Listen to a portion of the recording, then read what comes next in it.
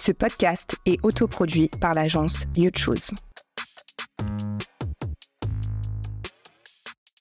Bienvenue à tous et à toutes sur la nouvelle saison de Raconte-nous podcast. On est tellement contente de commencer cette saison 3 avec Eva, qui est créatrice de la marque Un baiser français s'il vous plaît, qui va nous parler de son parcours. On est juste super contente. Eva, est-ce que tu peux te présenter en quelques mots ? Quelques mots alors. Je m'appelle Eva, je viens de fêter mes 33 ans, donc je suis Scorpion. Chef d'entreprise, comme je pense c'est le terme aujourd'hui, au lieu de dire créatrice, je pense que c'est plus chef d'entreprise, on va en parler un peu plus longuement, et parisienne depuis bientôt 6 ans et très heureuse de l'être. Trop bien, en tout cas merci d'avoir accepté notre invitation. On commence la saison 3 du podcast avec une question qui est la suivante. Quel est l'échec qui t'a permis d'en être là aujourd'hui ? Je pense que ma réponse va pas être comme celle de tout le monde. Je dirais l'échec de pas rentrer dans une case ou pas vouloir ou juste pas être quelqu'un qui rentre dans les cases comme tout le monde. Donc le parcours CDI, CDD, contrat, horaire de bureau. Je pense que c'est ça l'échec qui fait que je serai toute ma vie, j'espère, entrepreneur. Est-ce que c'est quelque chose que t'as réalisé très jeune ou c'est quelque chose qui est arrivé un peu plus tard justement en essayant de rentrer dans les cases ? Je crois que je le sais, sans savoir, depuis toute petite, toute jeune, j'ai toujours été assez indépendante, créatrice. Quand on me demandait quel métier je veux faire plus tard, moi je disais artiste peintre comme Juan Miro. Là, il y a plus le tableau, je voulais vous montrer, je l'ai enlevé, j'ai oublié.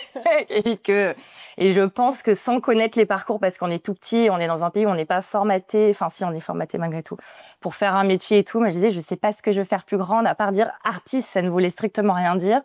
Et après, évidemment, mon parcours a fait, mais je pense qu'on reviendra dessus, sinon je vais passer des heures à blablater, mais du pourquoi, du comment j'en suis arrivée là, je pense qu'inconsciemment, on est formaté pour l'être ou pas.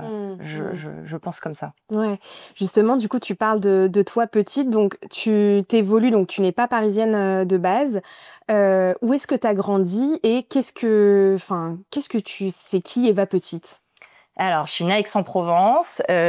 Donc j'ai grandi plutôt en campagne autour d'Aix-en-Provence. J'ai plutôt des souvenirs un peu plus grands, c'est-à-dire à partir du lycée où je suis partie vivre à Antibes chez mes grands-parents, faire des études d'art appliqué. Donc Eva petite, je dirais qu'elle a toujours été créative, rêveuse, manuelle. J'adorais lire, me plonger des heures dans des livres et développer cette créativité imaginaire. J'arrivais beaucoup à mettre dans des personnages, organiser des défilés de mode, très féminine. J'ai un peu changé maintenant, mais très très girly, très toujours un pinceau. J'avais toujours envie de créer, de faire quelque chose. Je demandais toujours à mes parents tous les ateliers manuels qui existaient quand on était petits. Je crois que je les ai tous eus. Donc c'est vrai que mes parents ont compris assez jeune que j'allais m'orienter dans ce cursus-là, je crois dès la primaire. Très jeune. Très très très jeune. Donc le collège, c'est vrai. Après, je suis passée par les phases de styliste. Je voulais faire archi d'intérieur. Et après, mes parents m'orientaient un petit peu dans le sens, on va regarder à chaque fois les études, on allait se renseigner, je crois que c'est dans l'espèce de bibibliothèque à l'époque, je crois que ça existe même plus. C'est ça, pour se renseigner sur les métiers, c'était ça. Ouais. Et c'était drôle, mais je trouvais ça bien. Elle m'avait envoyé une espèce de pas en conseil d'orientation, j'ai plus le terme. C'est des personnes qui vont évaluer votre personnalité et voir dans quel domaine vous pourrez faire vos études. Ah, génial d'avoir fait ça. Je sais plus comment ça s'appelle, c'est un nom de métier, ça existe encore. Et je crois que c'est payant d'ailleurs. Bilan de compétences, je crois. Mais très jeune, je l'ai fait.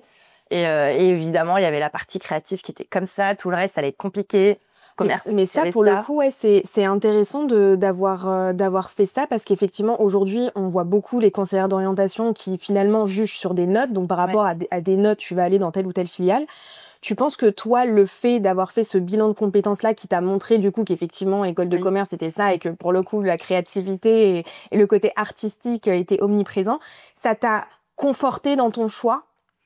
Oui, et comme j'aime bien rebondir sur le côté notes, parce que moi, j'ai dit toujours, j'étais pas la première de la classe à l'école, pas la dernière, j'étais toujours moyenne, malgré que je travaillais vraiment beaucoup.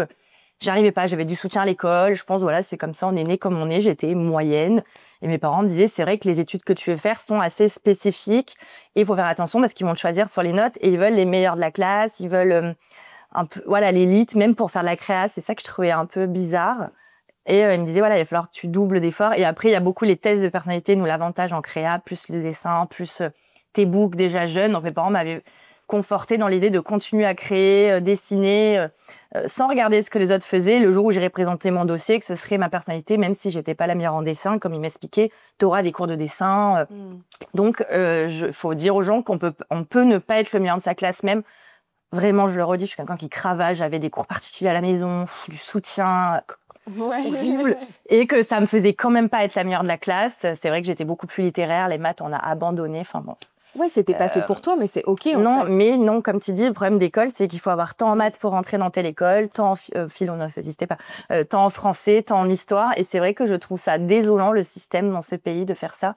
Et qui, je pense, peut décourager des jeunes, ou tout court, de dire je vais abandonner mon projet de vie parce que je suis nulle à l'école. Et moi, je dis juste, j'ai eu la chance d'avoir des parents qui m'ont soutenue et poussée, genre en mode moyenne ou pas.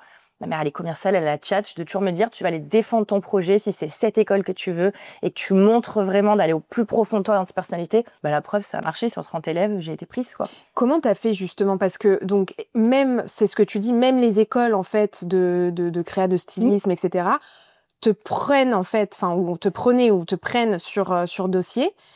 Toi, tu te dis, bah, j'ai pas les notes, quoi. Ouais. Enfin, à ce moment-là, effectivement, explique-nous comment t'as fait. Garder la foi, je crois que c'est le terme, et continuer vraiment développer sa personnalité, rester authentique, aller faire ton entretien. C'était du public, hein, je précise, là, le côté collège, collège, lycée, c'est encore du public, je crois même pas que ça existe en privé. C'est d'aller vraiment défendre sa place et de dire pourquoi moi, je mérite ma place dans cette classe. C'est-à-dire, même si tant pis, aujourd'hui je suis la dernière, je crois que ça a commencé un peu comme ça, et finalement j'ai fini dans les... avec le recul, je crois qu'on regarde les gens de notre école, il en reste plus grand monde qui est dans ce milieu-là, on va dire. Donc, comme quoi, ça veut rien dire. De montrer sa différence, de dire, voilà, moi, ma valeur, c'est vraiment ma personnalité, ma créativité. Je suis allée avec un dossier, je sais plus trop ce que ça avait présenté, assez varié. En même temps, dire, voilà ce que j'aime et ce que j'ai envie d'apprendre, de travailler. Et je pense que c'est aussi ça qui a pu convaincre l'authenticité, de dire, voilà, je suis désolée, j'ai pas 18 de moyenne, mais ça veut pas dire que je peux pas réussir dans la créativité, parce que des notes, ça veut rien dire. Enfin, la créa, toute notre vie, on n'aura pas besoin de schémas comme être architecte. Bah oui, il faut être bon en maths. T'es nul, ça sert plus. Enfin, on oublie. La créa, ça vient du cœur, ça vient de l'esprit. Il y a juste ça à développer et d'être curieux. Voilà, nous, c'est ce qu'on nous a appris. Donc t'as vraiment réussi à dépasser ce critère des notes et du dossier par ta motivation, en fait, à exprimer, en fait, pourquoi, au-delà des notes, c'est ta voix. Et c'est celle-ci et pas une autre, quoi. Moi, je pense qu'elle était écrite et que mes parents l'ont ressentie tellement. C'est pour ça que je dis c'est grâce à eux. Je pense pas du tout que j'avais cette confiance au collège, même c'est sûr que non. C'était marqué dans les bulletins, trop bavarde et manque de confiance en elle. Mais tant pis, ça m'a appris beaucoup de choses maintenant. Ça me sert de papoter. Et de l'autre côté, la confiance est arrivée. Mais c'est eux qui ont voulu me montrer. C'est pour ça que je les remercie. Je sais qu'il y a pas beaucoup de parents. Moi, je sais que dans mes amis, tu me disais, mais les tiens, ils sont incroyables. Et c'est vrai. Ils m'ont toujours soutenu. Ils ont toujours été OK qu'on soit pas dans une voie, tradie, hein, comme on dirait, de nous avoir... Moi, des fois, je le regrette, je me dis pourquoi vous m'avez pas poussé à faire dentiste comme tout le monde, enfin, ce serait tellement plus simple. Donc, on m'avait encouragée dans cette voie, alors qu'il n'était pas du tout la leur. En plus, c'est que vraiment, j'ai une petite sœur, ça, je lui dis mais ils nous ont écoutés et orientés. Voilà, mes parents ont cherché les études adéquates à notre personnalité. Et c'est vrai que moi, voilà, ils m'ont dit, même si t'as pas les notes, garde cet objectif de vue et la tchatch et confiance en toi. Ça n'occulte pas ta personnalité et ta créativité. Donc, vraiment, c'est juste, je pense, aller défendre son projet. Moi, je suis quelqu'un qui embauche des gens aujourd'hui et je vais pas prendre des fois, non, le premier de la classe, mais celle qui, au contraire, la chance, je trouve qu'il faut donner un peu la chance à tout le monde, mais celle qui a le plus la motivation, qui va me dire pourquoi elle veut venir faire ce stage ou cet emploi chez moi, plus que celui qui sait tout, finalement. Moi, celui qui sait tout, je déteste ça. Donc. Ouais, donc tu as gardé cet état d'esprit, même aujourd'hui, dans la culture de ton entreprise. Ah, c'est important. Du coup, donc, effectivement, donc, tu réussis à rentrer dans cette école. À ce moment-là, comment ça se passe? Comment ça évolue? Comment est-ce que tu penses déjà à la marque d'aujourd'hui ou qu'est-ce qui se passe? Ben non, parce que quand t'es au lycée, voilà, comme on dit, on sort du collège. Moi, j'ai changé de ville, donc j'étais toute petite. Je crois, comme je suis en décalage en fin d'année, je suis arrivée dans une nouvelle ville. J'habitais plus chez mes parents, dans une école où je voyais que des intellos. Dans une classe où je voyais que des intellos. Moi, je me sentais pas du tout intello. Même physiquement, je trouve qu'il y avait un monde dans cette classe d'art appliqué, waouh, lunaire. Quand t'atterris là, certains se reconnaîtront, mais j'étais là, je me sens pas à ma place. Je me rappelle, le soir, je suis rentrée, j'ai dit, je vois pas ce que je vais faire là. Les études me font peur, voilà, je connais rien. Et puis, t'étais là pour apprendre. Et c'est vrai que ce qu'on a appris pendant ces 3 ans, c'est, je le dis encore à mes employés aujourd'hui ou à mes amis, il faut toujours se coucher moins bête, il faut Nous, on disait ça des bouillons de culture. Nous étaient vraiment pour nous apprendre à se nourrir de culture du design, culture de l'art. Et on avait aussi les côtés expression plastique. Donc, on pouvait nous exprimer librement, peigner avec ce que vous voulez. Je sais pas, vous avez un sujet que tu veux peindre avec tes pieds, tes mains. Bon, voilà, des fois, c'était farfelu, ça faisait un peu beaux-arts, mais c'était nous laisser nous exprimer. Et j'ai trouvé ça cool quand tu sors du collège où t'es hyper fermé, formaté. Et moi, je pense que vraiment, j'étais pas du tout épanouie au collège, qu'il fallait rentrer dans des cases. Et moi, ça ne me plaisait pas. Et que là, tu étais beaucoup plus libre. Et en fait, je trouve que développer son côté intellect, façon de parler, créatif, permet de toi savoir qui tu es. Et je trouve que ces 3 années t'apprennent à savoir qui tu es avec 30 personnalités dans une classe. Il n'y en avait pas de les mêmes. Alors vraiment, il y avait tout univers. Et que c'était cool, voilà, que les profs étaient là à t'aider, à se dire, OK, quand vous finirez ces études, on parle pas encore de l'après. Mais c'est qu'est-ce qui va faire que toi, t'auras un taf, toi non. Vraiment se différencier, chacun sa personnalité, chacun ses compétences. On peut pas être compétent dans tout aussi, c'est ce qu'on nous fait comprendre. Chose qu'on pense qu'on a envie et qu'on peut, non. Et chacun, voilà, va développer pendant 3 ans sa voix, sa créativité. Qu'est-ce qui fait que moi, je vais y arriver ou pas? Et je trouve ça hyper important, je dis toujours, d'aller se renseigner, d'aller parler à ces gens et se dire que oui, si tu en as vraiment envie, je te jure, tout est possible. Ouais, Voilà. mais c'est super intéressant ce que tu dis sur le fait que ces années-là t'apprennent à savoir qui tu es et au final par rapport, tu vois, à un parcours plutôt classique à l'école, c'est justement des questions qui à aucun moment de ton parcours ne sont posées. Ton seul objectif, c'est de savoir, voilà, est-ce que tu veux faire, bon, ça n'existe plus non plus, mais un bac S, ES ou Oui, voilà, STMG. Mais en fait, c'est la seule question, enfin, à aucun moment de ton parcours, de ton process, tu te poses la question de qui tu es, qu'est-ce que tu as envie de faire, comment tu as envie de t'exprimer.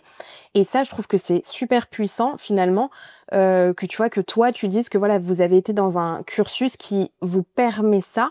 Et par rapport à ça, qu'est-ce que tu as appris, justement, sur toi-même? Qu'est-ce que ça t'a appris, en fait, cette école?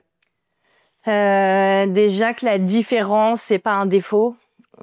Chose qu'on pense souvent quand on est différent, ben ça peut être parce qu'on voit les années plus jeunes quand on est entre guillemets on est différent, voilà, on rentre pas dans ce moule, la honte, elle va dessiner au lieu de je sais pas, enfin ça déjà c'est important et vu qu'on est tous entre guillemets un peu différents donc c'est cool et que on n'est pas obligé de suivre une voie entre guillemets que l'État français ou je ne sais qui d'ailleurs a décidé de nous tracer et que la preuve aujourd'hui les voies de la création qui étaient un peu moins développées aussi à l'époque sont plus ouvertes et ça t'apprend juste d'apprendre à se connaître. Il y a rien de plus beau parce qu'au final c'est ton épanouissement après personnel sur toute ta vie ce qui va tracer ton chemin qui va faire qu'aujourd'hui est-ce que je suis encore heureuse dans cette voie? C'est tout ce travail que j'ai fait plus jeune parce que je sais que oui, d'avoir posé les bases, oui, je serais ultra malheureuse si j'étais commerciale dans une grosse entreprise où je vendais des voitures de sport, par exemple, j'en sais rien, mais...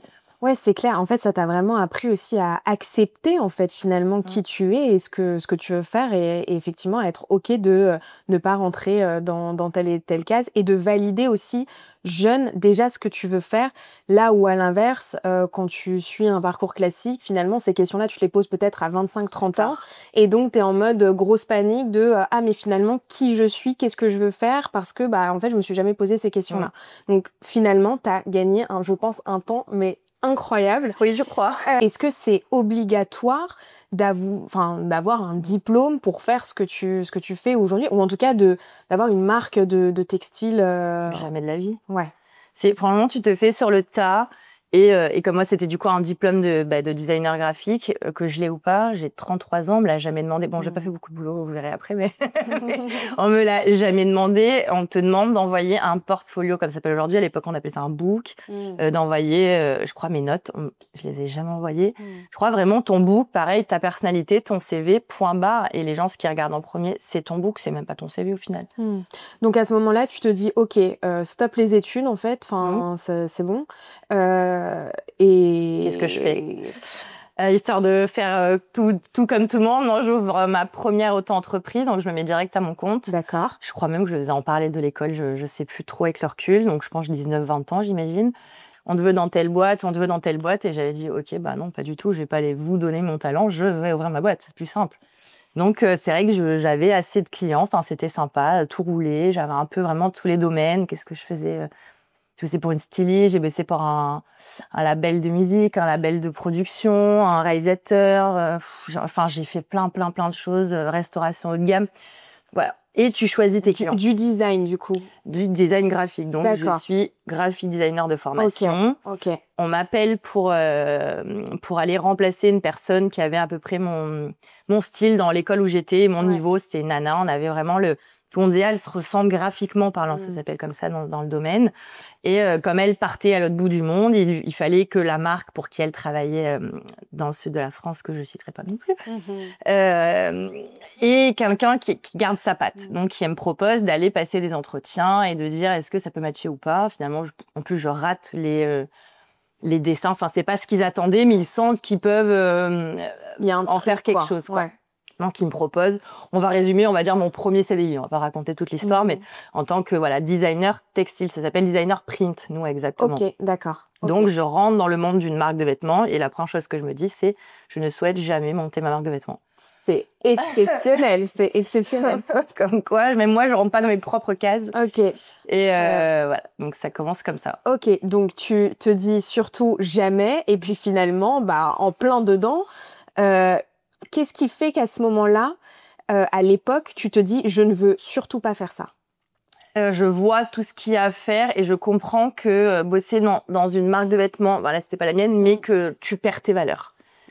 Ok, c'est-à-dire et moi, ça, c'est un truc, je crois, je le dis tout le temps, les valeurs, c'est trop important. Tu travailles... Enfin, ces gens-là ont fait le choix, attention, de travailler... je vais essayer de pas être vulgaire, mais... avec des pays très lointains, auxquels j'ai pas très envie de faire appel, pour faire des marges colossales. C'est de l'abattage, vraiment, même nous, en tant que designer. Et puis, tu voyais dans le bureau l'entente qu'il y avait. C'est un bureau de style, du coup, moi, dans la pièce où j'étais. Donc, tu as les stylistes, le DA, les graphistes. Et c'est vraiment là, pas du gain, c'est d'aller tout gratter le plus, alors qu'ils grattent déjà des marges. Enfin, j'aimais pas du tout ce monde-là. Vraiment pas. Ouais, c'est vraiment le côté 100% business et zéro éthique de la chose, où tu t'es dit, mais c'était, vraiment, je me reconnais pas, en fait, là-dedans. Parce que toi, qu'est-ce qui est important pour toi? C'est quoi, justement? Tu dis mes valeurs sont très importantes. C'est quoi D'être transparent avec sa clientèle, de se respecter, de l'alignement. Après, voilà, c'est un peu spirituel, on en reparlera peut-être après, mais je trouve que dans n'importe quel travail que tu vas faire, il faut, toi, te sentir à ta place. Et moi, je me sentais pas à ma place dans ce job. Je faisais le taf, franchement, j'étais assez bonne, le patron était content. Et pareil, on te demande une tâche, tu finis avec 52 tâches. Et moi, je suis quelqu'un qui abat très vite le travail parce que comme je suis une passionnée de ce que je fais, je me rends pas compte que, comme on dit toujours, oui, ton travail, c'est ta passion. Alors oui et non, Il faut faire attention avec ça. Et vraiment, il faut pas le faire comprendre à tout le monde, mais on va donner une tâche et on se rend compte qu'on peut t'en donner 50 et que tu vas les faire. Et voilà, du coup, on prenait pas mal d'énergie. Et je me suis blessée un jour, un truc bête, qui a fait que j'ai dû être en arrêt. Et de là, j'ai décidé de plus revenir, en fait, clairement. Ça a été un peu le déclic, ton stop. En résumé, pareil, ça a été un peu ça. Et pourquoi un baiser français? Parce qu'il va falloir revenir dessus. Et c'est en lien avec cette marque. La vraie histoire de ce visuel, c'était pas un nom de marque, c'était juste à la base un visuel créé pour cette marque, en fait.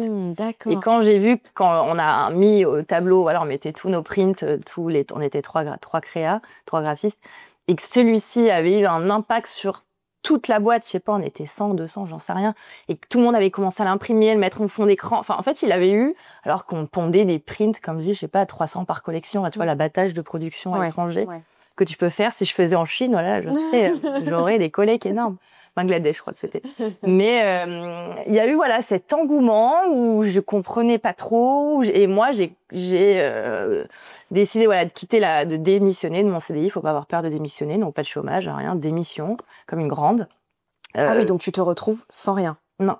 Ok. J'étais toujours en free, mais pareil, quand t'es dans des boîtes comme ça, quand t'es en freelance, faut le savoir, c'est que c'est ou accepté ou non par ton patron.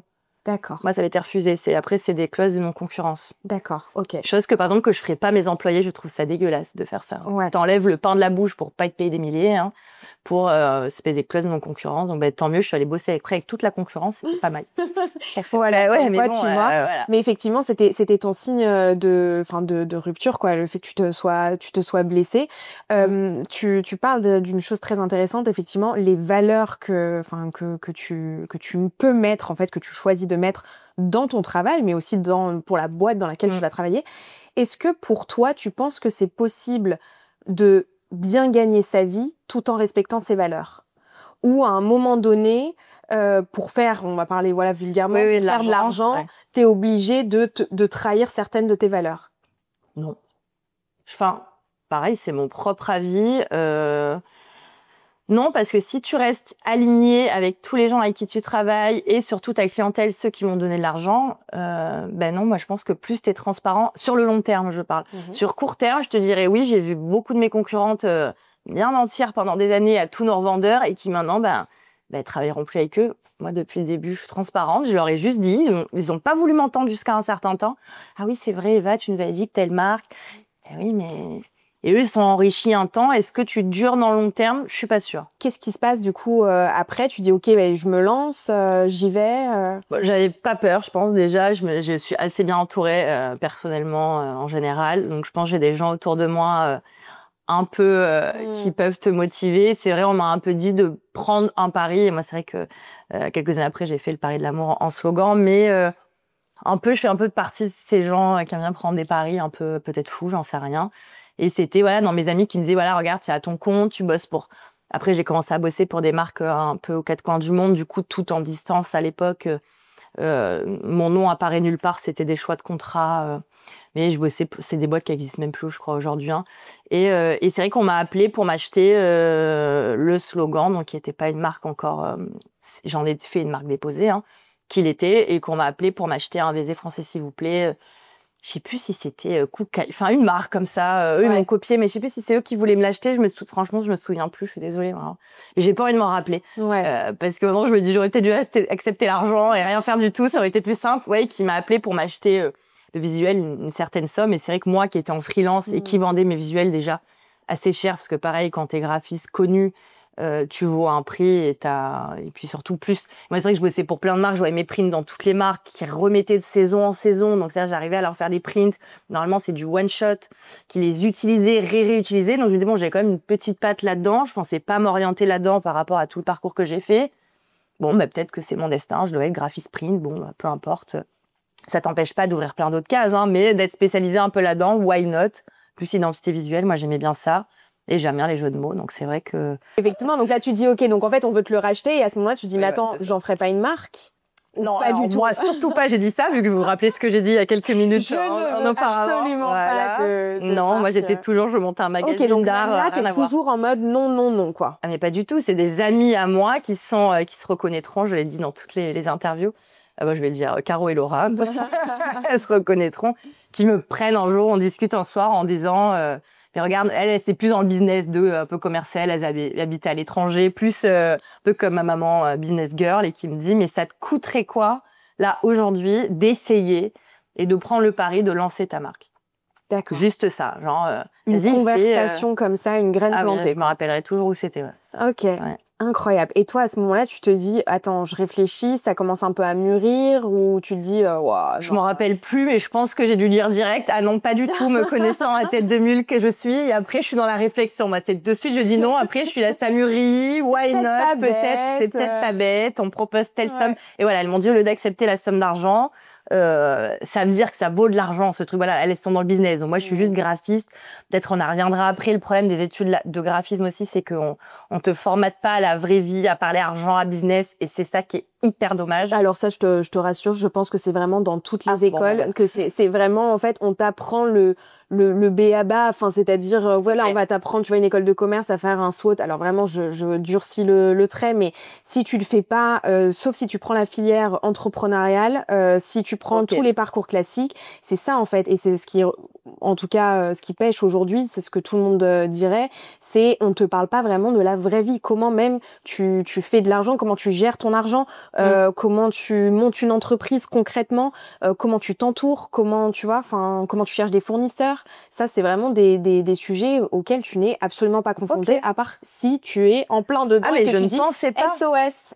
Si, je pensais pas. J'adorais, mais je poste une annonce, non, je rigole, mais appelez-moi dans les écoles. Mais j'adorais, on parlait des heures. Mais je suis choquée, je pensais que c'était juste moi, ma voix qui était très orientée design. Voilà, alors on a une culture d'histoire de l'art, on dit un tableau, je vous dis la date, le cours, on s'en fout. C'est ça. En fait, et ça, c'est très même, tu vois, parcours scolaire classique, hein, où c'est tout ça, tu vois. C'est-à-dire que oui, on va t'expliquer l'histoire, mais bon, tout reste en fait abstrait. Il y a rien de réellement concret. Et effectivement, il y a beaucoup de choses à faire dans les écoles sur la partie accompagner les étudiants à mieux avancer vers la transition professionnelle, vie active, parce que tu restes dans une sorte de bulle où tu penses que voilà, bon, tu apprends des choses, tu te nourris de ça, et en fait, quand tu arrives sur la partie opérationnelle, t'es un peu en mode attends, mais on m'a pas appris ça, c'est quel chapitre, tu vois? Et c'est vrai, mais je crois que ça se passe comme ça dans la vraie vie. C'est la crise de panique de donc voilà, on lance le pari de monter cette marque, mais je ne connais rien. Voilà, j'ai pas envie de produire au Bangladesh. Donc tout ce que j'ai appris dans l'ancienne marque, c'est enfin à part qu'il faut un bureau de style, qu'il faut tant d'argent, tant d'employés, je me dis waouh, no way. J'étais partie avec des petits contacts quand même. Donc je rappelle l'agent d'usine, il y en avait une, on bossait avec une usine au Portugal pour ce qu'adorent faire les marques en général, hein, il faut le savoir, garder un tout petit truc à un endroit et te faire croire après les milliards de pièces qu'ils ont, qui sont faits là. Il faut juste regarder les étiquettes, n'oubliez pas à l'intérieur, c'était marqué. Nous premier de regarder ou se faire avoir par le marketing. Donc ils avaient une petite usine au Portugal. J'appelle Nadine, une usine avec qui on bossait au Portugal, et qui m'a dit, elle connaissait un peu mon niveau en design. Elle me dit, moi, ça m'intéresserait, on fait un échange de procédés. Tu viens faire graphiste au Portugal, moi, je monte une marque. Et je lui dis, non, mais attends, à l'inverse, moi, je veux monter ma marque. Elle me dit, ah bon, machin, t'es sûr? On fait un rendez-vous, il y a ma maman qui est là, et elle nous fait comprendre que pour monter une boîte, il faut 100 000 € sur un compte bancaire pour monter une vraie marque avec plein de collections. Et là, on dit, bon, ben, on les a pas du tout. Clairement, ça va être compliqué. Et là, tu fais ou le choix d'y aller, de chercher par plein d'autres moyens de le faire, parce que tu as envie de prendre ce pari, ou de dire, bah, c'est pas la peine, c'est pas pour moi, j'abandonne. Wow. Et j'y suis allée, et tu vois, on a pris le pari de juste lancer 3 t-shirts sérigraphiés et voir ce que ça a donné. Et c'est parti de juste là, comme ça. Et ça a commencé comme ça. À ce moment-là, c'est plus en mode comment tu te sens toi personnellement, dans ta tête, t'es en mode excité par le projet, t'es en mode en fait quand tu repenses là comme ça, tu te dis mais en fait j'y suis allée complètement naïvement, voilà. Comment tu te sens?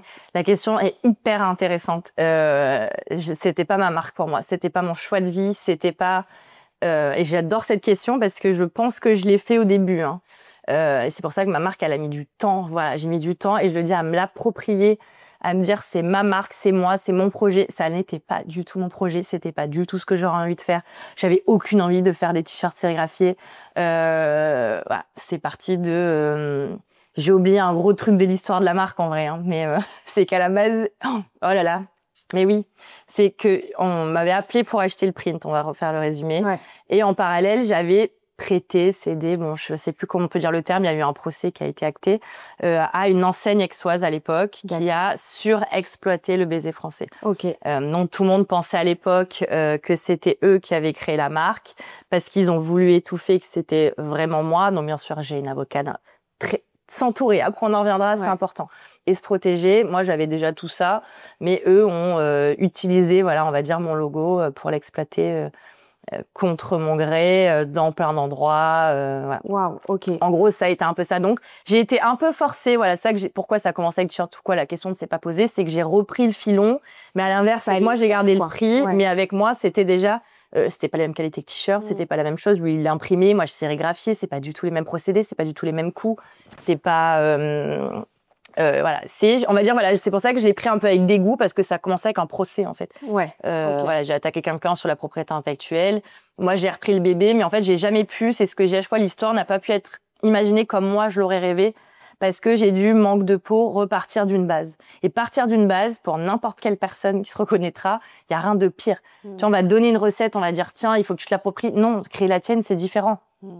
Voilà. En fait, on t'a un peu volé ce moment finalement où tu peux te poser, réfléchir. Ok, j'ai le nom. Qu'est-ce que j'ai envie comment j'ai envie de m'exprimer en fait finalement. Et ça, on te l'a pris et finalement t'as repris le fil un peu dans la précipitation en te disant bon bah de toute façon maintenant faut faire en fait. Je t'étais dans le faire en fait dès le jour 1 du lancement de. Du coup, j'étais de suite dans le business sans être une businesswoman. Du coup, c'était pas du tout. Et je pense qu'avec le recul, je dirais toujours, j'ai appris à aimer ma marque le jour où je suis partie vivre à Paris, où j'ai laissé tout ça derrière moi, toute cette histoire. Et où j'ai pu reprendre d'autres ateliers, c'est mes propres créations, j'ai pu repartir et pas refaire le truc que tout le monde décidait autour de moi, ça c'est à la mode, il faut faire ça, il faut faire ça, ça, il faut faire ça. Et d'avoir pris du recul, de plus écouter les gens, même s'il y en a qui vont vous dire, il faut écouter les gens. Pas du tout. Moi, je vais vous dire tout l'inverse, parce que ça a été presque du regret, oui, parce que j'y suis là aujourd'hui, mais c'était pas du tout mon histoire de vie. Pas du tout. Ça a duré combien de temps avant que vraiment tu réussisses finalement à te réapproprier la marque? Je crois après mon 3e slogan quand je suis montée à Paris. Je pense au Paris de l'amour, donc il y a 5 ans, je suis même plus contente. Mais je crois quand j'ai coupé avec le Sud en général. T'es montée à Paris, ça a vraiment ouvert un nouveau chapitre pour toi. J'avais eu de la chance qu'elle avait explosé avant, mais voilà, de me dire plus l'identité que j'avais envie de lui donner, qui me ressemblait plus dans une ville que j'aime et qui m'inspirait et qui fait partie de mon histoire et qui me ressemblait plus. Je veux dire que toute l'histoire de ma vie avant Paris, je trouve, ne me va pas. Marseille, c'est une ville qui ne m'allait pas du tout. J'ai des super amis et tout là-bas, mais je veux dire, j'y suis restée un peu par dépit après mes études, mais j'étais pas dans la ville pour créer, dans la ville pour faire du business. Pour moi, je suis contre tous ceux qui te disent ça, je suis pas d'accord. Enfin, c'est pas dans moi, ça rentre pas, je suis absolument pas d'accord. Il y a plein de gens peut-être qui sont très bien et qui maintenant montent à Paris, hein, mais je trouve que c'était pas des gens qui te tiraient. Je vais pas m'étaler, je vais être boycottée après, mais voilà, c'était pas. C'est dur parce que ça dure quand même un certain temps mentalement quand tu sais que t'es un peu prisonnière ou comment tu l'as vécu? Est-ce que pour toi il y avait déjà Paris dans ta tête, donc tu s'étais dit quoi qu'il arrive j'ai un peu ma lumière au bout du tunnel, ou qu'est-ce qui se passe vraiment mentalement pour toi à ce moment? Comment t'arrives à sortir un peu la tête de l'eau, tu vois? Je crois que je suis allée au bout de, comme on dit, quand on atteint ses propres limites, quand on est face à un mur. Je suis allée au bout de ce mur. J'ai accepté de reprendre un boulot encore à mi-temps dans la boîte concurrente de cette marque, donc encore une autre marque, ou pour être encore graphiste print. Ce qu'avec mes copines, voilà, le problème du Sud, c'est qu'on va te prendre, te débaucher, donc c'est mes amis avec qui je suis encore aujourd'hui amie, avec qui je travaille même aujourd'hui, avec qui on partage même des ateliers à Paris. Mais on va venir nous chercher, mais on rigole, ça te fait un salaire. Mais finalement, non, ça m'a encore juste confrontée à des gens qui font du business à l'autre bout du monde, avec les pires gens, parce que quand tu les rencontres, tu te dis, c'est vraiment des gens en plus sales, ces gens de là-bas, c'est vraiment des mentalités autres. Encore dans ce milieu où je me fais rabaisser par le patron toutes les 2 secondes parce que il y avait un problème d'ego et qu'excuse-moi de réussir peut-être à mon échelle et que ça lui foutait les jetons et ça lui, je sais pas. Et du coup, c'est de là où j'ai, pareil, posé ma dème, encore une fois. Ouais, mais en fait, t'as ce côté, je trouve, très courageux, où tu vas avoir un peu deux types de personnes. La personne qui, en fait, va un peu subir, qui va complètement subir, tu vois, et qui va dire, oui, mais je n'ai pas le choix. Tu sais, cette fameuse phrase de « je n'ai pas le choix ». Oui. On y reviendra. Toi, justement, non, mais qu'est-ce que tu dis à ce genre de personnes, ou en tout cas qui pensent ne pas avoir le choix, parce que à plusieurs reprises, toi, tu as montré que même voilà, quand t'avais pas le choix et que t'étais peut-être pas au top mentalement, ou enfin que t'as aussi subi des choses, on te prend ta marque, etc. Enfin, c'est pas des choses que tu as choisies. Non. Mais par contre, ok, ça c'est un fait, mais en revanche, tu choisis de t'en sortir. D'où vient cette force et comment tu fais? Je crois que j'ai pas peur du changement, l'envie de s'écouter. C'est-à-dire que quand je dis je suis allée au bout des choses, c'est-à-dire que déjà, la ville de Marseille, ça faisait un moment que je m'y sentais pas bien, je crois que j'ai besoin d'arriver au fond du seau. Je crois que je suis partie de ces gens un peu débiles, tant pis, et qui ont besoin d'être au plus bas pour comprendre que la lumière existe, qu'on n'a qu'une vie, alors, pourquoi, je sais pas, je fais ça assez souvent. Enfin, de moins en moins, mais il faut toujours que ce soit un truc genre au plus bas pour me dire, et j'attends toujours la limite. C'est-à-dire que là, quand je pars de ce boulot où je suis partie, c'est-à-dire que j'ai en même temps pas annoncé à personne, mais j'ai décidé de tout vendre, mon appartement, ma voiture, et de déménager à Paris, tout ça en 3 semaines. Waouh. C'est-à-dire que j'atteins une limite. C'est un déclic du coup qui se passe dans ta tête, parce que t'en as qui vont toucher mais qui vont y rester, tu vois. Non, ça va. Non, mais tu vois ce que je veux dire? Est-ce qu'il y a quelque chose? S'écouter. Écouter son envie. Paris, depuis que je suis petite, on m'appelle la Parisienne dans ma famille, et pourtant on est du Sud, quoi. On m'appelait la Parisienne. Mais depuis petite, ma vie, c'est Paris. Je rêvais d'habiter à côté du Louvre. C'est tout ce que j'ai fait. D'ailleurs, je me suis donné les moyens. J'habitais à côté du Louvre pendant 4 ans, presque vue sur le Louvre. Enfin, c'est d'un coup. C'est pour ça, on peut peut-être y revenir après, que c'est important de s'écouter et pas les autres. Et d'un coup, de se dire, moi, je me dis, mais en fait, ma vie, elle m'attend. J'ai laissé passer des occasions un peu personnelles de monter à Paris, avec une fierté mal placée et un ego débile, et que j'ai regretté. Et jusqu'au jour, il fallait que ça vienne de moi, que ce soit mon choix, mais chez moi, il faut que ça aille très vite. J'ai 3,5 de patience, moins 3,5 même, je pense. Il faut que ce soit, je décide de partir à Paris, c'est-à-dire j'avais même pas fini les pour et le contre. Je me rappelle, j'appelle ma maman en me disant, je rentrais de Paris, je sais plus, j'étais partie une semaine, m'aérer la tête. Et elle me dit, je sais ce que tu vas me dire. Je lui dis, ah bon, elle m'a dit, t'as posé les pour et les contre. J'ai dit, j'ai déjà commencé les cartons. Elle m'a dit, ouais. Bon, bah, ok, go. J'ai dit, demain, mon préavis part. Elle m'a dit, allez, go, ma fille. Plus le temps qu'on attend que tu nous le dises. Voilà, c'est comme s'il le savait, comme si je le savais. Je sais pas comment dire. Ouais. Et à ce moment-là, c'est quoi? C'est de l'excitation, ce nouveau départ? C'est de l'appréhension? Tu te sens comment? Non, excitée, genre, j'étais toujours alignée avec ça. Là, par contre, on oublie la marque, on oublie, c'est juste un projet de vie privée. Je pense à rien. Voilà, justement, je me pose aucune question. Je pars, et j'ai dit, je pars vivre ma vie. Tout le monde m'a dit, pourquoi tu pars à Paris? C'est pour le boulot. Voilà, les gens, la première question qu'ils se disent, c'est où le boulot? À 90%, 10 autres %, c'est le perso. Et j'ai dit, ben, c'est pour vivre ma vie, point barre. C'était ma réponse. C'est pour moi, en fait, que je veux faire. C'est juste ça que j'ai dit, pour vivre ma vie. C'est-à-dire ni pro, ni perso, ni rien, pour vivre ma vie. Ma vie, à moi. Pas celle que les autres m'auront dictée pendant des années. Ouais. Et t'avais l'impression que jusqu'à présent, tu vivais justement enfin, pour les autres. Ouais, c'est une phrase dure à entendre. Peut-être. J'ai un peu, enfin, comme je reviens pas trop sur cette partie de ma vie. Indirectement, peut-être. Ouais, mais je pense que j'étais pas à ma place. J'ai toujours dit dans une ville qui était pas faite pour moi, donc pas à ma place. J'étais beaucoup plus alignée sur la Côte d'Azur. Dans une ville où j'étais pas à ma place, comme dans un moule qui était pas le même. Et pourtant, comme je dis, je garde mes plus belles amitiés là-bas et c'est pas ça que je remets en question et je veux pas qu'ils se disent ça avec l'interview. C'est pas du tout ça, mais c'est quand toi, t'es pas à ta place. Sinon, j'avais un super appart avec une super terrasse, avec la vue sur les bateaux. Je m'endormais avec le claquement des mâts. Rien de plus beau, mais c'est pas ça qui fait que t'es heureux. J'avais quelqu'un dans ma vie. Enfin, et c'est juste de dire, je suis pas à ma place, c'est pas une ville faite pour moi. Je faisais que déménager. Je trouve que ça en dit beaucoup quand on déménage beaucoup. Je me sentais jamais bien. Après, je suis quelqu'un qui me lasse vite. Il fallait tout le temps que je déménage et je le sentais. C'était à chaque fois, est-ce que je déménage encore à Marseille? Après, voilà, je m'étais posée 1 an à l'avant. Est-ce que je pars à Antibes? Je repars à Antibes. Mais là, pour le coup, j'ai pensé business et c'est pas une ville pour le business non plus. Ou alors, est-ce que je pars à Rome, ma ville d'amour où j'allais très, très souvent et à chaque fois j'y allais, je me disais oui pour faire ma vie. Mais bon, je suis pas millionnaire, donc je peux pas juste aller vivre ma vie et bosser pareil, pas le business. Et est-ce que c'est pas Paris? Mais j'avais un peu cette appréhension de me dire, je dois tout plaquer, une vie assez bien dans le sud, voilà, pour avoir une vie à Paris, habiter un studio, vendre. Voilà, j'adore les bouquins, j'adore la déco. Me dire, je vais habiter un tout petit appart à Paris. Et bien en fait, le jour où j'ai eu ce déclic de me dire, même pas peur d'habiter peut-être un studio hors de prix à Paris, et que là je serai alignée, bah, c'est exactement ce que j'ai fait. J'ai habité un studio hors de prix à Paris, en plein centre, pendant 4 ans et j'ai tenu. Mais voilà, j'ai eu ce déclic, je me suis écoutée et j'étais alignée à ce moment-là. Génial. Je pense que c'était ça. C'est une force. Franchement, tu peux être vraiment très fière de toi. Mais j'ai rien fait de fou. Hein. Je pense que pour le coup, c'est très important en fait ce que tu dis. Le message que tu dis, c'est vraiment de s'écouter et beaucoup n'ont pas le courage de le faire parce que je pense qu'il faut beaucoup de courage pour s'écouter et de le faire en fait. Tu vois, de le réaliser. Donc c'est-à-dire qu'en 3 semaines faire ses cartons et déménager dans un petit studio, pas sans la mer, sans tout ça, tu vois, sans les stéréotypes que les gens vont te dire. Bah oui, mais attends, mais t'es quand même bien dans le sud, qu'est-ce que tu vas t'enfermer dans une cage à rats à Paris? Et toi, c'est ton bonheur. Et c'est ça, en fait, que je trouve magnifique. Donc, à ce moment-là, t'arrives à Paris. Comment tu vis, toi, personnellement? Ce qui se passe pour la marque?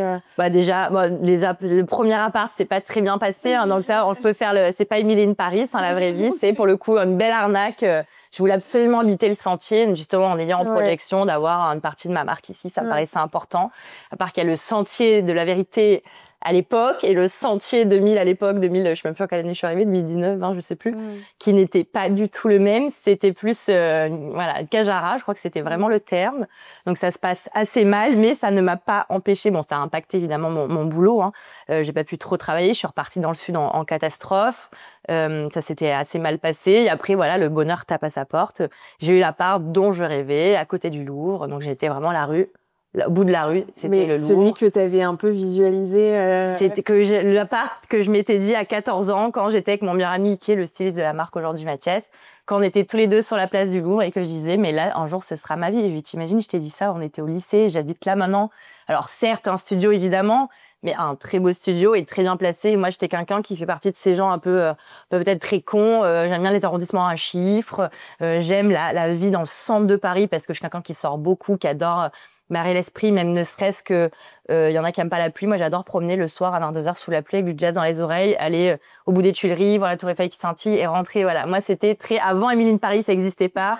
Eva in Paris, elle a existé exactement à Palais Royal, c'est où je faisais passer mes entretiens, c'est le café où est tourné Emily in Paris dans toutes les saisons. Ça me fait beaucoup rire. Non, mais j'avais cette vie-là, voilà. Je voulais ça. Emily in Paris, ça existait pas, mais c'était c'est génial.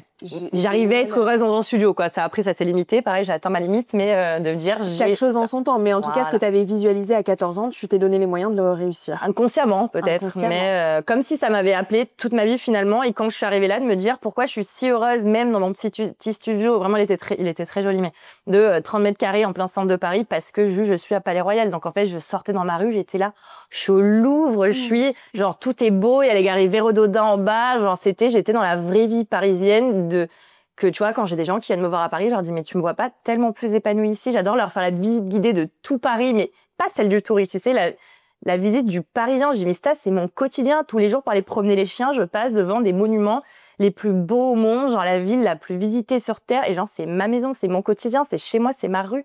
Et genre je suis trop fière de ça. Je suis née pour j'aurais dû naître à Paris, moi c'est sûr.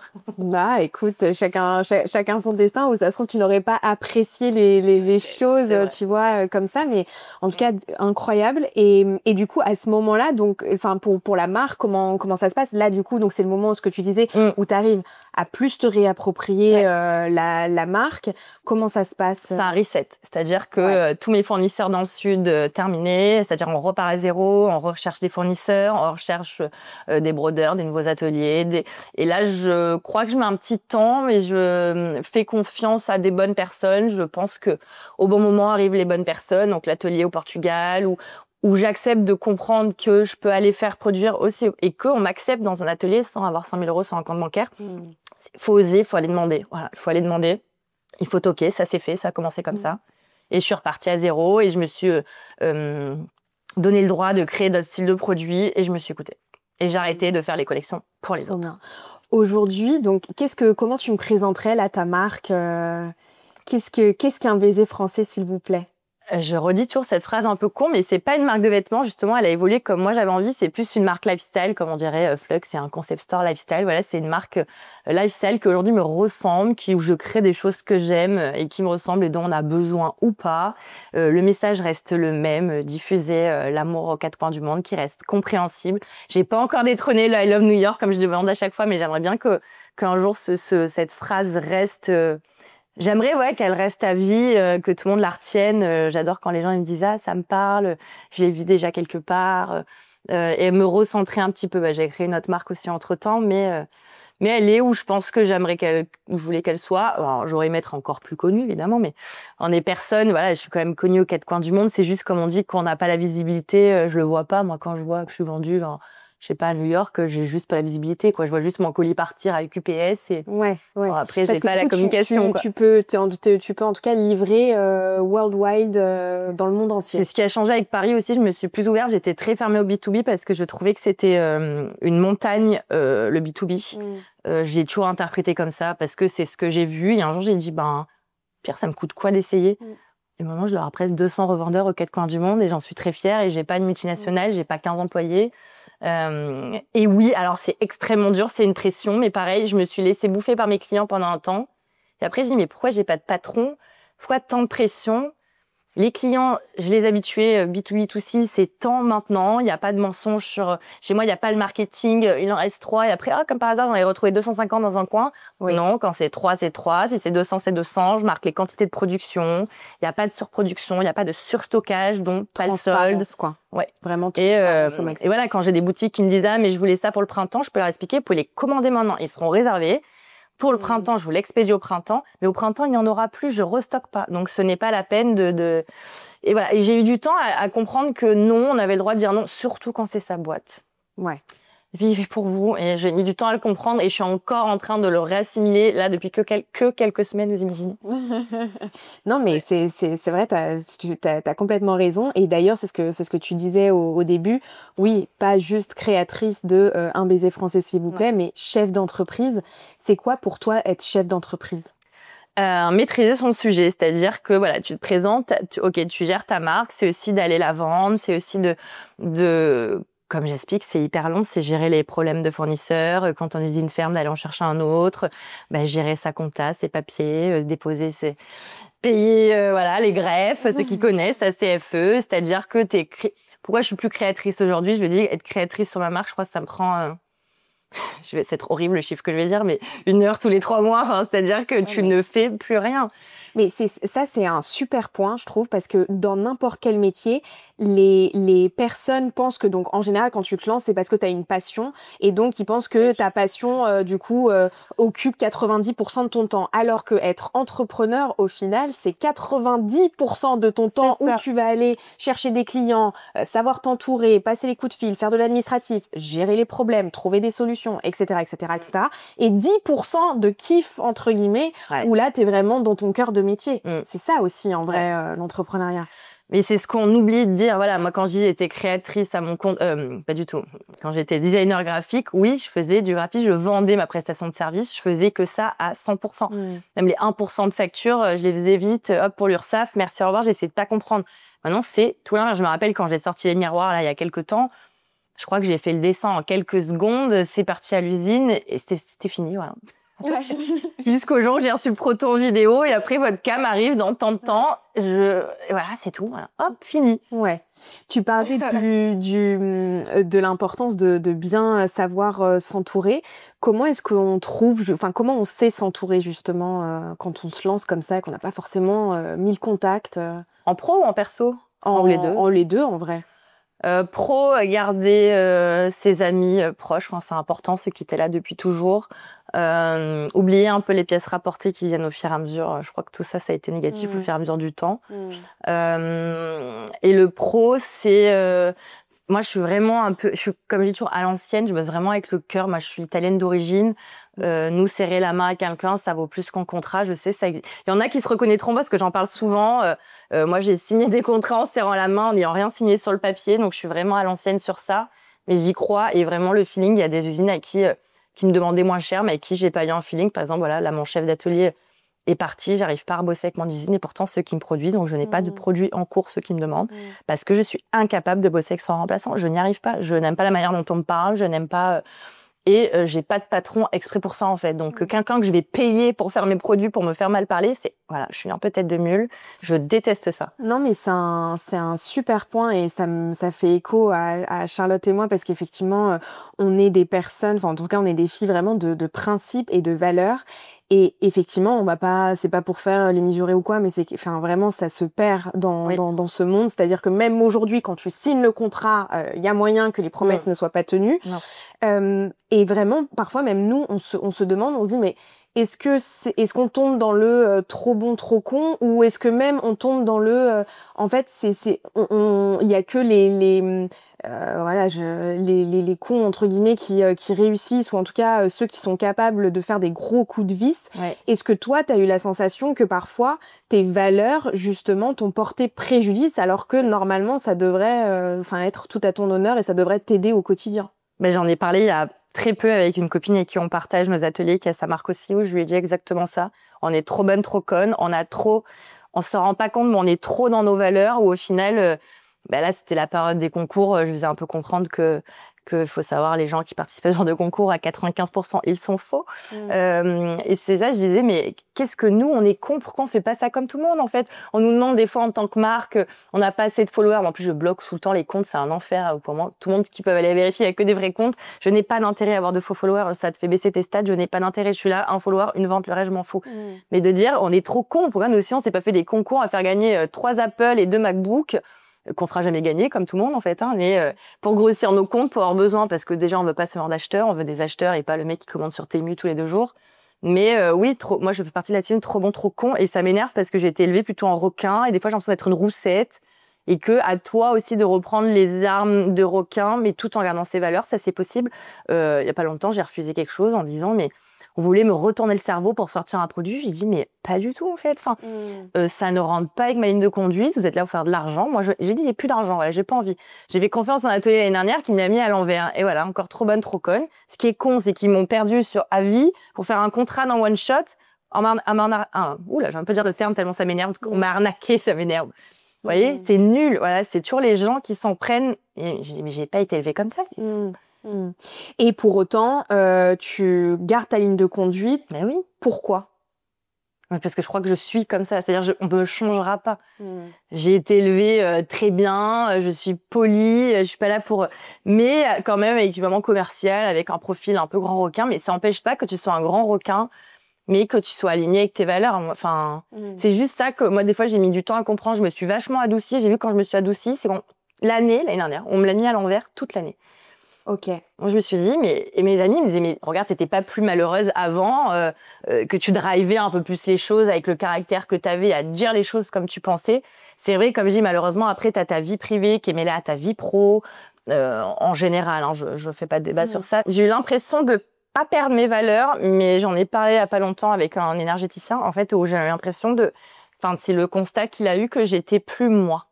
Dans le sens où que j'avais tellement été façonnée inconsciemment pour faire plaisir à tout le monde que moi-même, c'est pour ça que je t'ai dit, je me suis complètement paumée, où j'étais finalement hyper malheureuse, et je trouve que je me suis rendu compte que, avec le recul, j'étais peut-être plus assez moi, plus alignée, plus dans mes valeurs, où j'ai fait 99%, je dirais, de mauvais choix en 2024, où il m'arrivait que des malheurs pro, perso, santé. Enfin, vraiment, tout a été réuni. Je me dis, est-ce que c'est pas parce que justement, j'étais peut-être plus dans juste le chemin, en fait. Et puis, la vraie moi qui sait prendre des risques, celle qui sait dire non, celle qui sait tout plaquer, démissionner, juste pour... Et de toute façon, les gens, on se rend compte, hein, on les conforte.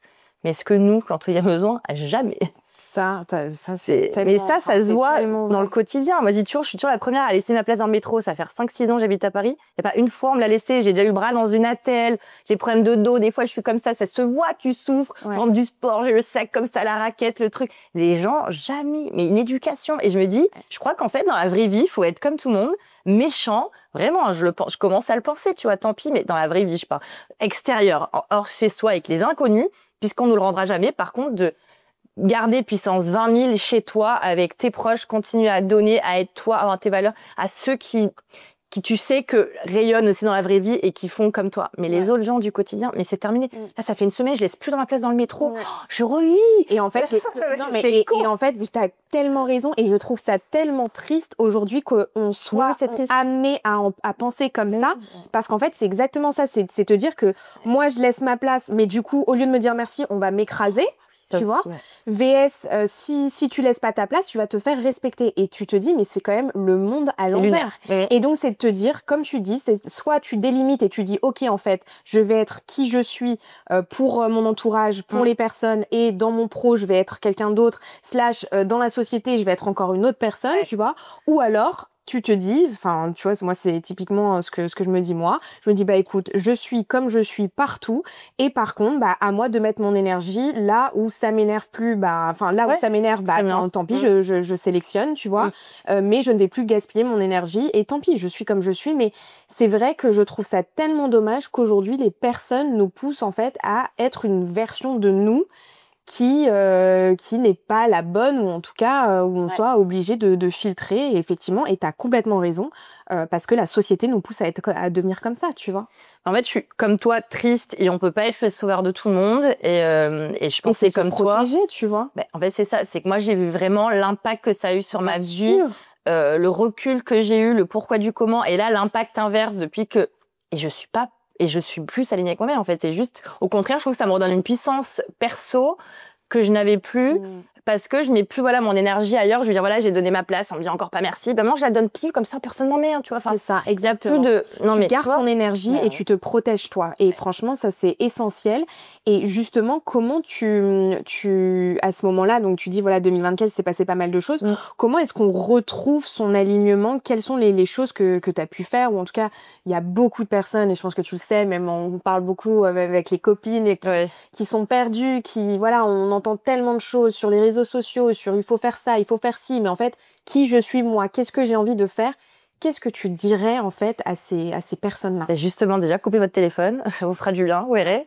D'arrêter de comparer vos vies. J'ai refait un post encore hier sur ça, que les réseaux sociaux, c'est 1% de notre journée, et encore qu'on veut bien montrer, comme je réitère. Donc, j'en connais des gens dans ce milieu, quand on voit leur vraie vie et quand on voit vraiment les réseaux sociaux, Je vous jure, hein, il y a 12 gouffres. Hein.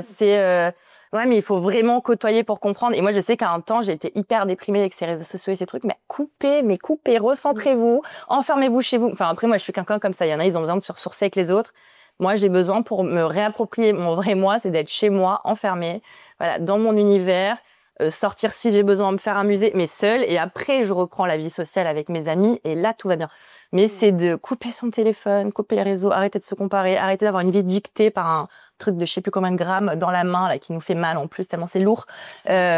Juste ça et se recentrer. C'est la phrase con, mais c'est vrai, se recentrer sur soi. On va dire oui, sortez, faites ce que vous aimez. Bah, pas forcément. Hein, tu peux t'enfermer chez toi et juste toi, te ressourcer avec toi et te dire c'est quoi ma vie, c'est quoi mon choix. Et là, moi, j'ai rechoisi de plus décider. Je sais que je fais passer mes réseaux sociaux en premier pendant des années, mais pas du tout. Je vois depuis que je les ai coupés, mais oh là, ma vie est tellement plus belle. On oublie de vivre avec ces réseaux. On vit à travers la vie des autres. Mais inconsciemment, hein, moi, la première... Ça rythme notre journée. Hein. Mais l'enfer, tu te lèves, tu regardes... Mais non, pas du tout. Là, je me lève, je fais plus les réseaux sociaux. Et j'ai plus à me poser la question, est-ce que j'ai posté, pas posté ? De toute façon, tous les gens qui me suivent la connaissent, la marque. Je pars de ce principe-là. Voilà, point barre. Ouais. Donc, s'ils veulent voir, ils vont sur le site. Voilà. Ouais. C'est pas méchant quand je le dis, c'est juste j'ai besoin de me réécouter. Moi, personne m'écoute. Moi, mes clientes le savent et ça m'en a bouffé ma vie. C'est que je donne trop de temps à tout le monde. C'est-à-dire que, quand on m'envoie un message sur Instagram à minuit, je vais répondre 1h, je vais répondre 9h, je vais répondre... Non, la fois, j'ai dit, mais faites-moi des mails. J'ai bloqué mes stories pour qu'il y ait moins de gens qui m'écrivent. Bon, ça marche pas spécialement, mais pour faire comprendre que non, j'ai plus envie qu'on interagisse. C'est pas méchant. Vous écrivez pas toutes les 2 secondes à une influenceuse et encore, elle allait payer pour faire ça. C'est ce que je dis. Et encore une fois, moi, je dois gagner ma vie. C'est pas méchant. C'est une manière pour toi de te protéger. Mais et c'est des limites, en fait, où tu te dis, bah, auparavant, je me suis cramée comme ça. Aujourd'hui, j'ai appris. Et donc, c'est ça ma limite, en fait. C'est savoir se fixer ses propres limites. C'est dur, hein. T'as un côté aussi très, très spirituel. Ça occupe quoi comme place chez toi au quotidien? Bon, il est fort, hein. Qu'est-ce qui est pour toi, quand on parle de spiritualité, c'est-à-dire qu'est-ce que ça peut faire très farfelu là, ça perd troubadour le truc. Non, mais justement, s'écouter, revenir à soi. Nous, c'est vrai qu'on a un côté aussi très spirituel et ça fait partie aussi de notre vie, tu vois, notamment même sur la partie même, tu vois, karma, où on essaye de faire un maximum le bien autour de nous parce que voilà, on pense que si tu fais quelque chose de mal, ça va nous retomber en pleine tête. Et ça, c'est la vérité. Moi, je dis toujours, oui, je crois à la justice divine et pas forcément à la justice française. On est d'accord, oui. Donc, ça peut aussi te dicter, enfin, en tout cas, t'accompagner au quotidien. Quelle place ça a Plus, alors moi je crois pas au karma, ou différemment. Pourtant, je crois en plein de choses, mais pas au karma. Ça, j'y crois. Pour avoir vécu tellement de choses où maintenant la roue n'est jamais retournée dans l'autre sens, donc du coup je n'y crois plus, on va dire. Ça prend du temps parfois. Ah ouais, non, mais là ça prend beaucoup trop de temps, donc j'y crois pas. Mais je vais plus me dire mon intuition à chaque fois que j'ai fait un choix qui allait à l'encontre de moi. On va dire, tu sais, comme si tu le subissais et qu'après que le recul, tu le savais déjà d'entrée que c'était pas, qu'il fallait pas y aller. Ouais, mais ça c'est l'intuition. Alors, j'adore. Est-ce que t'es partisane? Parce que c'est vrai que c'est quelque chose, quand on te dit, écoute ton intuition, c'est super subjectif. Con, je sais, mais si, mais est-ce que c'est, pour expliquer un petit peu aux personnes qui nous écoutent, est-ce que c'est quand tu vas par exemple rencontrer une personne ou arriver dans un lieu ou être face à une situation, c'est le premier truc que tu vas sentir, c'est ça l'intuition. Et après, tu vas te le dire, tu vas commencer à faire des raisonnements dans ta tête et tout. Et là, c'est fini, on parle plus d'intuition. Mais en général, quand les premières secondes, ce que tu ressens, tu te diras toujours, je le savais. Oui. Moi, c'est ça. Dans la vraie vie, c'est horrible à dire ça. On est sur une autre planète. Dans la vie, moi, il y a plein de fois, je l'ai pas écouté et où avec le recul, je me dis toujours, par exemple, j'ai fait rentrer cette personne dans ma vie, pro ou perso, on s'en fout. Ou sur le coup, je disais, j'aurais pas choisi, mais comme je suis quelqu'un, voilà, comme j'ai dit, je me suis façonnée en étant gentille, chose qui était peut-être pas là. Je suis gentille, mais pas dans ce sens-là où j'ai donné la chance à tout le monde. Et qu'avec le recul, c'est les personnes qui me l'ont mis finalement à l'envers. Et puis, il y en a pas 10 000 qui me l'ont mis à l'envers dans ma vie. Et je me dis, ça a toujours été des crasses pro ou perso. C'est ça le pire. Autant perso, ça peut passer pro, c'est dur. Et qui finalement, le premier truc, c'était, mais j'irai pas. Mais j'ai été formatée, enfin, j'ai grandi dans, il faut donner la chance aux gens. Il faut être gentil. Il faut, comme on dit, c'est pas que donner la chance aux gens, mais c'est, comme on dit, donner une seconde chance. Oui. Finalement, avec le recul, là, c'est fini, moi, les secondes chances. Et c'est le premier intuition. C'est-à-dire, je ne sens pas quelqu'un les premières secondes, je ne ferai aucun effort. Et je l'ai mis en pratique et c'est très drôle. Hein, on peut paraître très con, très prétentieux, mais je n'ai plus envie de subir les gens que je côtoie. Et après, il faut les laisser se bercer. Tu vois, ils sont contents, ils pensent que... Et là, je me dis, ma première intuition, c'est no way.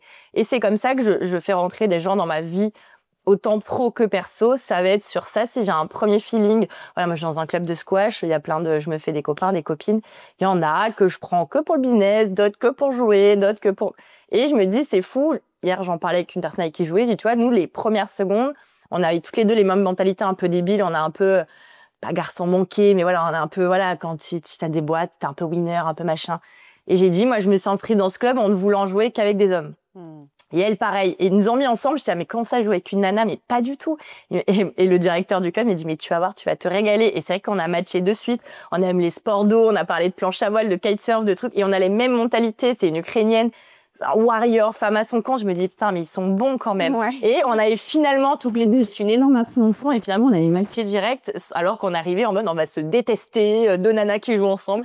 Mais comme quoi, et notre première intuition a été hyper bonne et on se côtoie dans la vraie vie et on kiffe et c'est trop cool et finalement on est entrepreneur sans le savoir. Tu vois, c'est ces premières secondes que si tu te rends compte que il y a un match inconscient.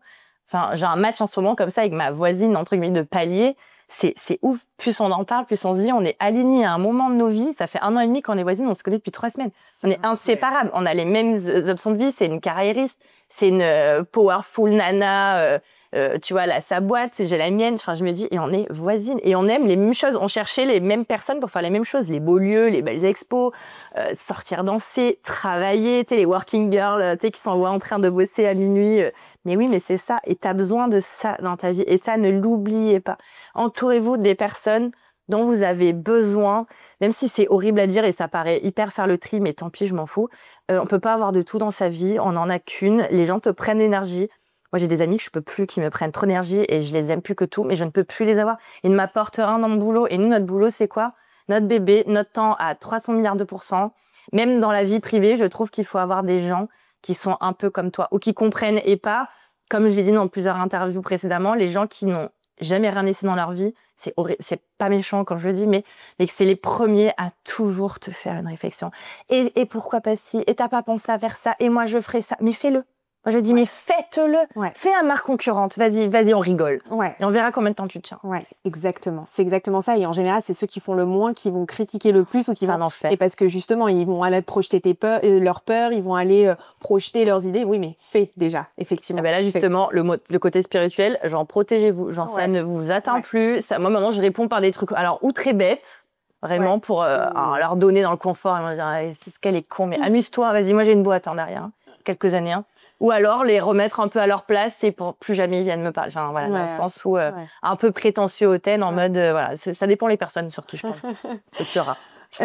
Aujourd'hui, tu as 33 ans. Quand tu repenses à tout le parcours en arrière, qu'est-ce que tu dirais de toi? Qu'est-ce que tu dirais à la petite fille que t'étais? Est-ce que t'es fière? Qu'est-ce que tu dirais? Que le temps est passé vite, ça me fait peur. Fière, je crois que ça y est, j'ai appris un peu à l'être. Après, pareil, comme je suis tellement entourée de gens qui font des trucs tellement plus gros que moi à côté, je me sens rikiki. Pareil, ça dépend avec qui on traîne. Fière. Après, est-ce que, voilà, je reviens encore à la phrase con, mais j'aurais dit, fais pas confiance à tout le monde et écoute-toi. Et je pense que j'aurais gagné quelques années supplémentaires, malheureusement. C'est pour ça que moi, là, j'aime pas le temps qui passe. J'ai beaucoup, de mal à parler de ça quand j'ai combien de temps à ta marque et tout, parce que j'ai tellement perdu d'années dedans que je veux pas les comptabiliser. Que pour moi, ce sera un échec de dire le vrai nombre, alors qu'au final, si je prends le nombre travaillé... Donc non, pareil, pas faire confiance à tout le monde, bien s'entourer. Les phrases bateau, mais qui malheureusement sont vraies. Et qu'est-ce que tu dirais à la personne qui disait jamais de ta vie que je fais une marque, que je lance une marque de textile? Comme quoi, ma vraie personnalité, c'est ça. J'aime les paris, j'aime les trucs fous, j'aime pas la routine, j'aime avoir une vie un peu en décalé, donc je me dirais pas étonnante. Encore pris un pari, qui a un peu réussi, ça va. Ouais, franchement, en tout cas, félicitations pour ton parcours. Merci. Pour la fin, j'ai quelques petites questions un peu où tu réponds comme ça, du tac au tac. Ça, tu vas voir, ça va être des choses incroyables. Quel est le meilleur conseil qu'on t'ait donné?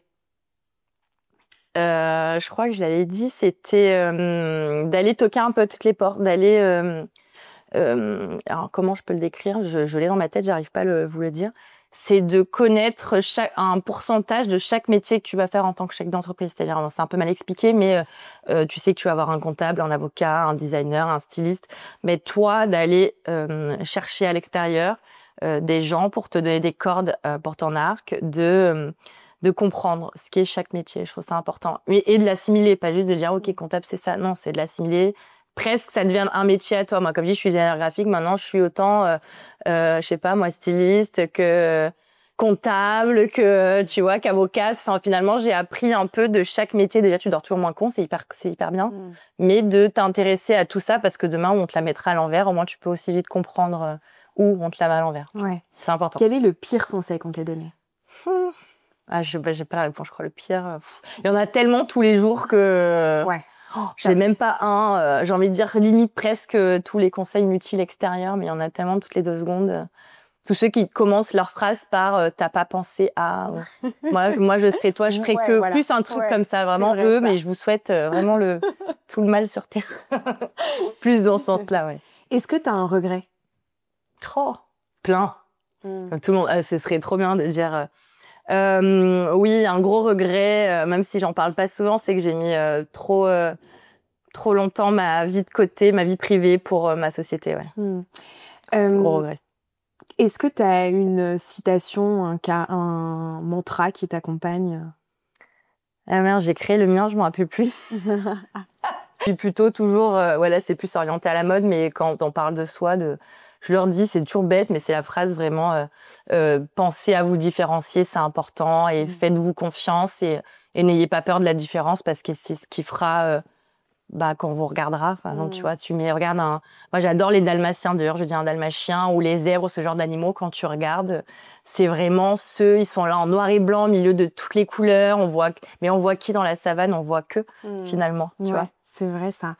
Est-ce qu'il y a une croyance que tu avais petite et qui, au final, s'avère fausse aujourd'hui? Le monde des bisounours. Je pense comme tout le monde, que tout le monde est gentil, que tout le monde veut le bien sur cette terre, que tous les gens qui viennent t'entourer sont là pour te faire du bien. Non, ça c'est archi faux, ça. Est-ce que tu as un livre ou une ressource qui t'a vraiment marqué, qui t'a aidé dans ton parcours? Alors, mon livre préféré, c'était Bonheur des dames, qui est, je crois, derrière dans la pile. Et un autre, un peu plus farfelu, je dirais, mais j'ai envie de le dire, il est drôle. Non, il s'appelle Pouvoir illimité, je sais plus, pareil, il est derrière le Robbins. Enfin, je sais plus son nom qu'on m'a offert très jeune, que vous avez peut-être lu. C'est sur, là, en résumé, c'est un peu pas de la manipulation mentale, mais c'est un peu ça. C'est, ouais. Et quel conseil tu donnerais une personne qui t'écoute, qui est potentiellement peut-être un peu perdue aujourd'hui, en tout cas se pose des questions? Quel est le conseil que tu lui donnerais? Je pense, comme j'avais fait cette chance-là d'aller faire comme un bilan de compétences déjà pour si t'es vraiment perdu, est-ce que t'es perdu parce qu'on t'a dicté de faire quelque chose, donc t'en es perdu, ou est-ce que t'es perdu parce que toi tu sais pas qui tu es ou ce que tu aimes? Donc déjà, je trouve que c'est 2 questions complètement différentes, mais qui peuvent se lier. N'aie pas peur je sais qu'il y a plein de gens qui rentrent pas dans les cases, on n'est pas beaucoup, mais on est quand même pas mal. Et je vous jure qu'on se retrouve tous un jour, et c'est trop bien. Ça, c'est vrai. Moi, quand je vois les 3/4 de mes amis, je crois, mais il y a plus personne qui rentre dans les cases. Mais c'est un bordel d'amitié. Mais le peu qui rentre, finalement, avec le temps, on se retrouve plus, on se comprend plus, on fait des choses différents. Moi, je vois mes potes, on est complètement border. Tu peux aller faire un squash le mercredi matin, un apéro à 10h30. Non, mais tu sais, cette vie-là, moi, j'adore. Donc, je sais pas, allez chercher votre voie, trouvez-vous, comprenez ce que vous aimez. C'est pas parce qu'on vous a dit qu'il faut faire ça, parce qu'il faut gagner de l'argent. Je suis convaincue que quand tu regardes tous les gros chefs d'entreprise, ils n'ont même pas leur bac. Que tu peux aller très loin, et si tu veux, alors on parle en millions, moi je suis pas là à brasser des millions, mais que tu veux même gagner des millions, t'es pas obligé de faire les études qu'on t'a dit. Je pense que si t'as la passion, l'envie, la motivation, et que tu vas casser des portes, parce que c'est le terme, si tu restes chez toi derrière ton Mac, il se passera rien, d'aller casser des portes, bien sûr que c'est possible. Mais dans tous les domaines, je suis certaine. Trop bien. Et qu'est-ce que je peux te souhaiter à toi, Eva? Quel est ton rêve le plus fou?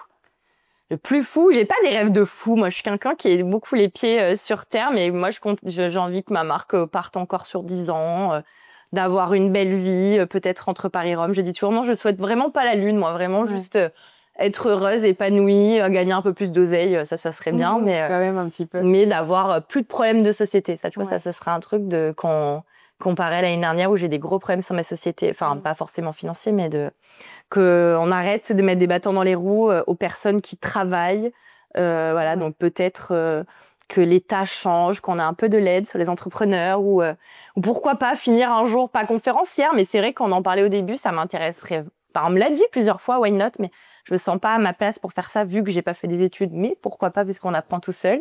Pas le syndrome de l'imposteur, pas avec moi. Non, pas le syndrome de l'imposteur, mais un jour dans les écoles faire on m'avait appelé, j'avais dit non, j'étais trop timide à l'époque, en fait je m'en fous finalement.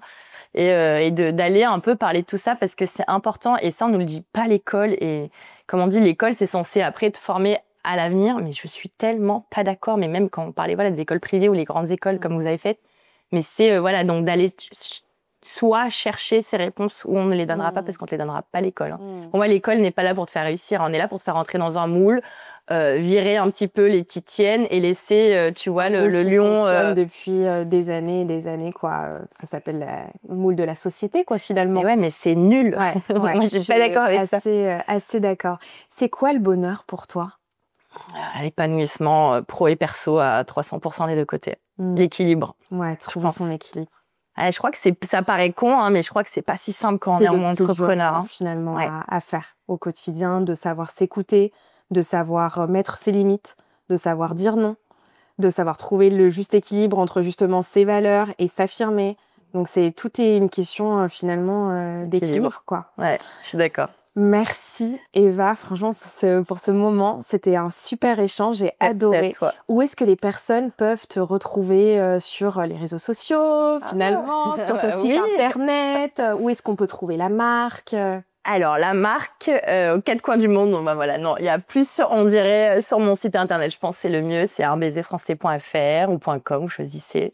Mon Instagram, c'est unbaiserfrançais s'il vous plaît. C'est moi derrière, j'ai pas de CM, j'y tiens. C'est important d'interagir avec sa communauté. Je suis pas une marque comme tout le monde, c'est ce que je dis aussi pour me différencier. C'est moi derrière mon compte, c'est moi qui écris, c'est pas l'IA. Et ça aussi, arrêtez de vous focus sur ChatGPT et compagnie. Soyez-vous. Moi, je dis des fois, si vous trouvez des fautes, tant mieux parce que ça vous prouve que c'est moi qui ai écrit. Et l'erreur est humaine. Et même moi, j'en fais encore, même si j'essaye de plus trop en faire. Mais c'est important, de rester soi, même quand on te donne des outils aujourd'hui pour gagner du temps. Moi, je trouve que tu as le temps gagné, mais toi, dans ta tête, moi, je me dis où j'en suis aujourd'hui, c'est parce que tout est sorti de mon cerveau. Donc, j'y tiens encore aujourd'hui de passer des heures entières, même si personne lit mes histoires sur mon site. Donc, j'ai plutôt envie d'aller vous dire, allez sur mon site parce qu'au moins, c'est vraiment ma personnalité et mes écrits. Trop bien. Écoutez, merci en tout cas Eva. Merci à vous de nous avoir écoutés et on se retrouve la semaine prochaine pour un nouvel épisode. On vous fait des bisous. Salut!